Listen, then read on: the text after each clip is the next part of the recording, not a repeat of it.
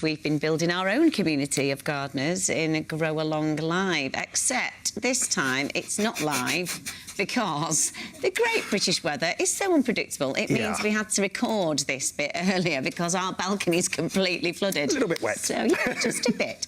So let's take a look at what happened. And a reminder, this is not live. Yeah, this is what it's all about. It's about getting outside and, you know, I know the weather's a little bit interchangeable, but hey, you know, it's gardening. Absolutely. Never stops you, does it? Weather will not stop you. No, not at all. Well, Mark, we are giving people a step-by-step guide to harvesting their own food. How are our crops getting on? They're getting on OK. I mean, we've got to be a bit careful at the moment because we've got some slugs and snails in here, so, but they're coming on all right. But they could be doing a little bit better, I think, and I think some of the viewers have got better ones. OK, well, let's check in with some of our home growers. We've got Tom in Cambridge. He's grown all this lettuce from just one packet of seeds. That's pretty good. Isn't it good? Yeah. That's going to last him a long time. That's impressive. You might like it. You never know. Might eat all at once.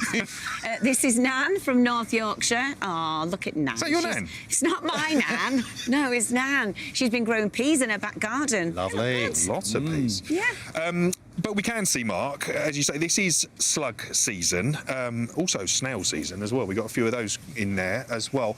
It's something we're going to be tackling today, isn't it? It is indeed, because they are a pest, and I know gardeners absolutely hate them. Well, we're not the only ones having issues with these. Viewers Cheryl and Caroline and Louise are struggling with slugs. In fact, Jason in Salford has sent us this. Hi, Morning Live. Jason in Salford here with an update on my Grow Along progress. My crops are growing well. The recent rain has done them some good and it's meant that I've not needed to water them as much. They're about 3 inches high at the moment, so they'll definitely need replanting soon. Now that the weather's turned wet, the slugs have come out in force, so I end up going out every night and picking them off by hand. Have you got any tips for keeping them at bay?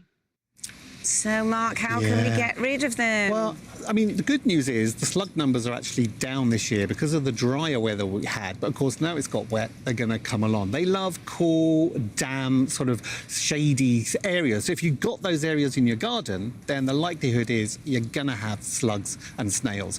But really, the trick isn't about using harsh chemicals or insecticides to get rid of them. It's about bringing in natural predators to keep them at bay. Oh, okay. So there's help there for Jason, potentially to help his problems. So what can we do to help him? So the first thing is, please, please, please do not use salt. I know people say, oh, you know...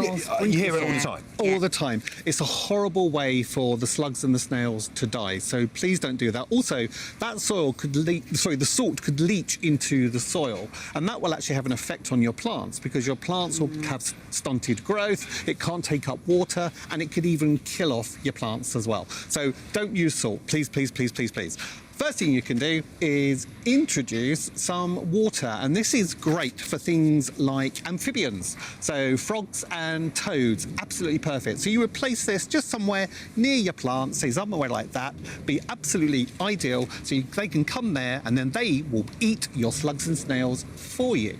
The next thing is, don't be too tidy in your garden. So if you've got log piles... Hey, that bit I can do.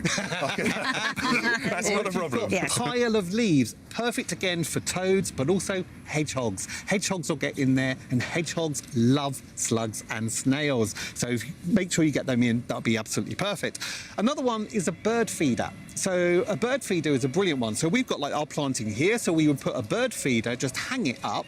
Just a little one like this. Yeah. So just hang it near to where your plants are, and then as the birds come in, they'll have their seed, but they'll also then predate on your slugs and snails.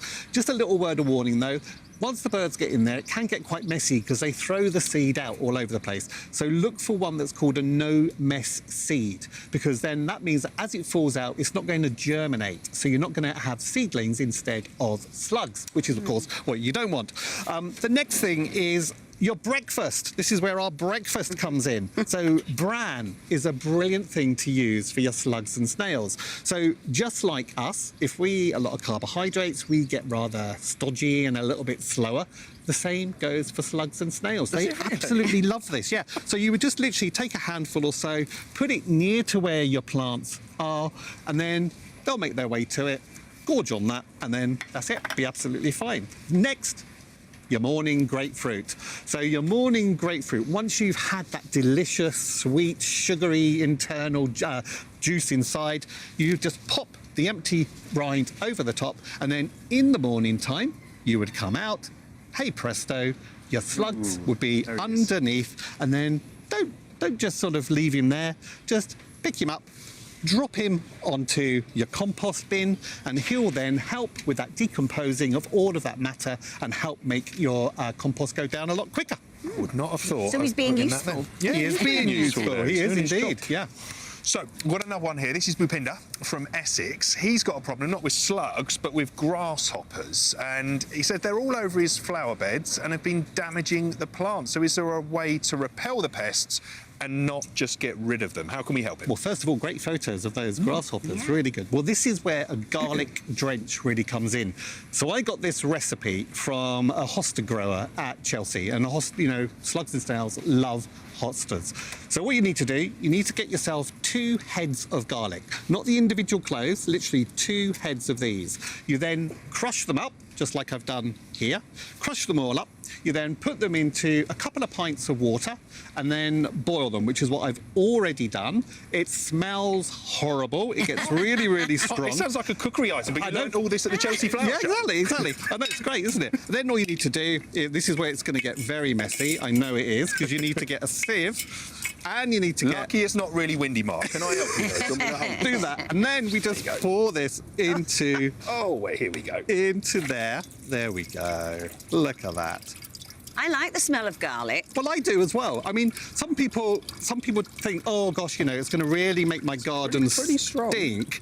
But actually, it's a brilliant thing because it will keep those pests away, because it's an anti-irritant for. It's an irritant for the slugs and snails, but also it's an anti-feedant. So it means that they won't eat your plants for you. Right. It's going to take a wee while. So why don't It's gonna take quite a while. let me just take the rest of that up there like that. Yeah. I'll go So with this one. if I pass this to you, Kim. Yeah. Now, this is strong stuff. Okay. So you don't want to just add the whole thing and start watering your plants. Oh, you're not Take kidding. 1 tablespoon Yeah. and put that into 4 litres or a watering can's worth of water.